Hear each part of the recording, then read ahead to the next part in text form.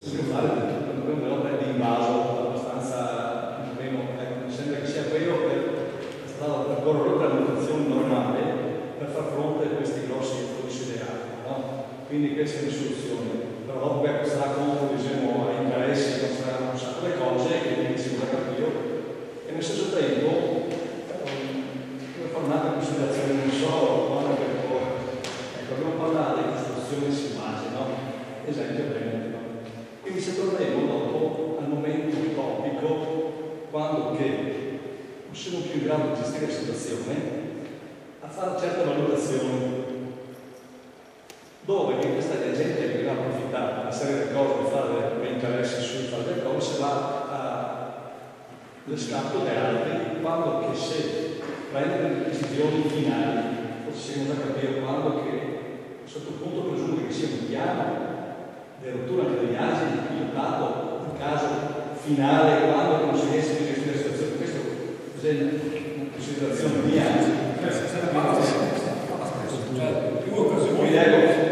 A un certo punto si trova di fronte a una situazione dove bisogna prendere comunque delle decisioni che può essere per esempio piacevoli, quindi penso che le persone preposte come soluzione finale possa avere in tasca qualcosa, un piano del genere.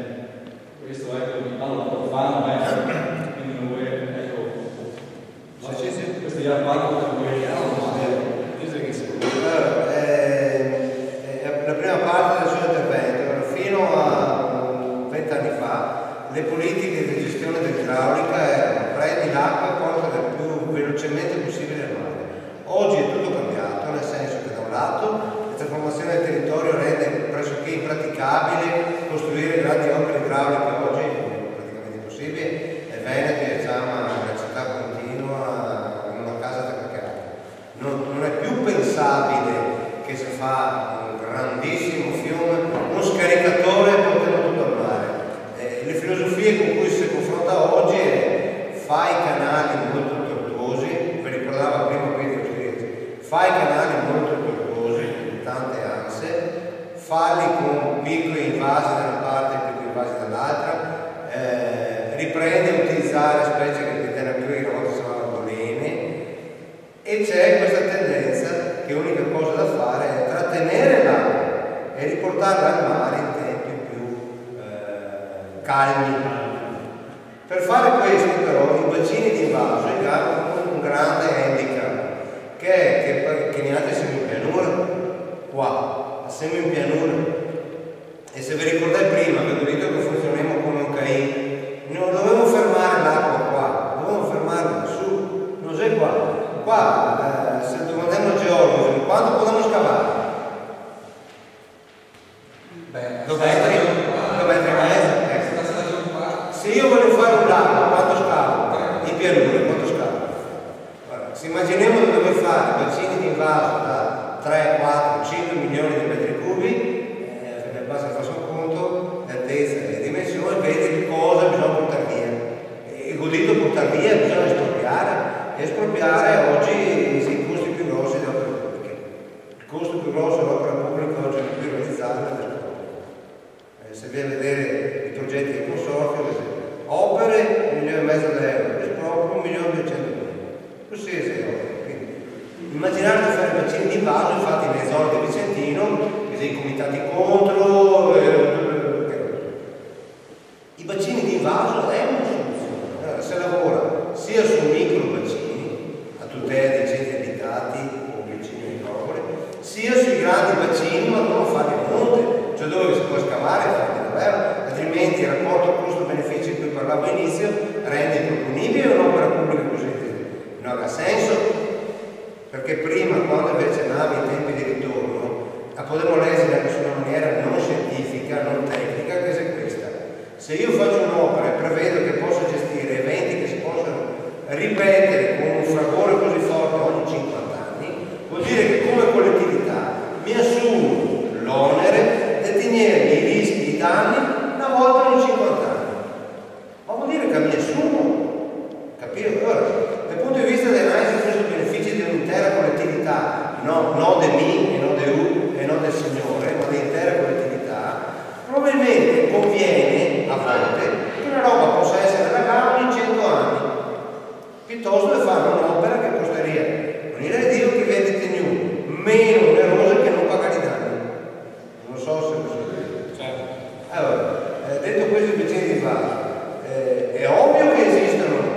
piani di emergenza.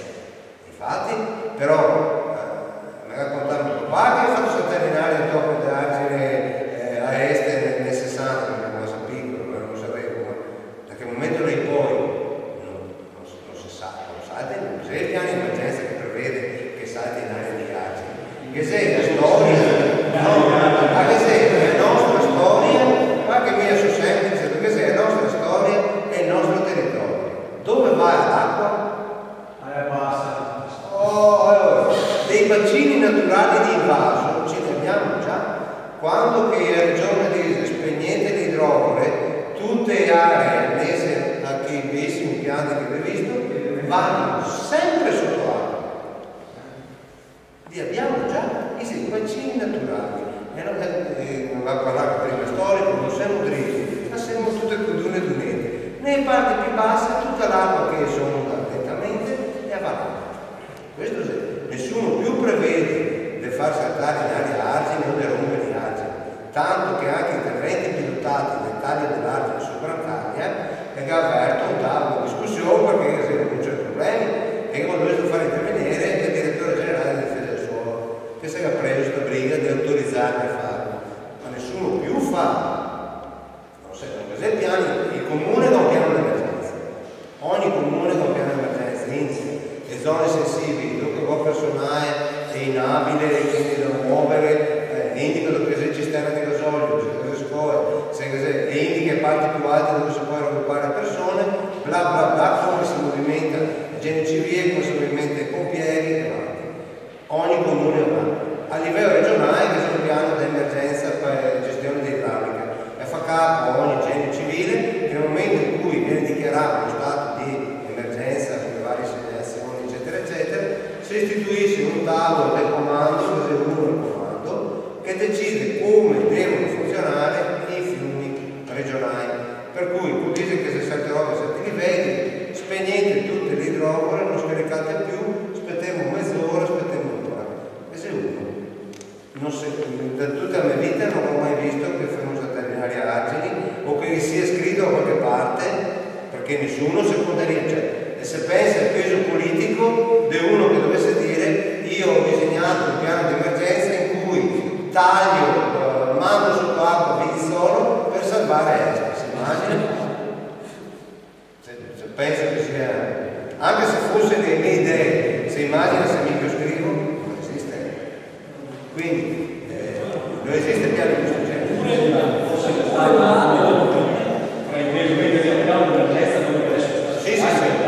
Abbiamo tutti un piano di emergenza, i comuni vanno con il suo, noi abbiamo un piano cascata con dei servizi particolari di piena in cui si funziona in determinate maniere e si apre dei punti di raccordo con prefetture, vigili del fuoco, generi civili, perché il consorzio non viene a lavare acqua da casa, per fare il lavoro dei generi civili e protezione civile, ognuno va a fare i suoi, se no.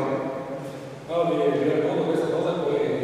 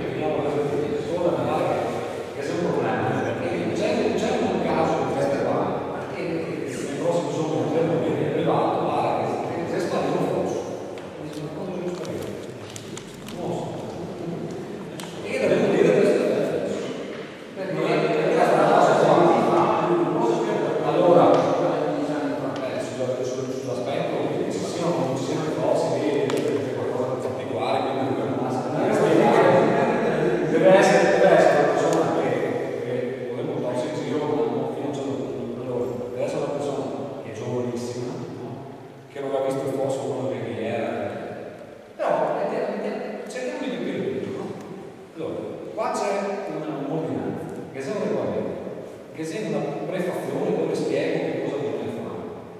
Però pensiamo anche che uno non riesca a capire. Andiamo così perché vuol dire che la gente non pensi che sia un fosso, no? Vuol dire che la gente non pensi che sia Quindi siamo una cultura. E quindi siamo qua stasera proprio per fare una cultura, per spiegare alla gente che bisogna anche i fossi. Perché sennò magari sono solo carte a parte, non sono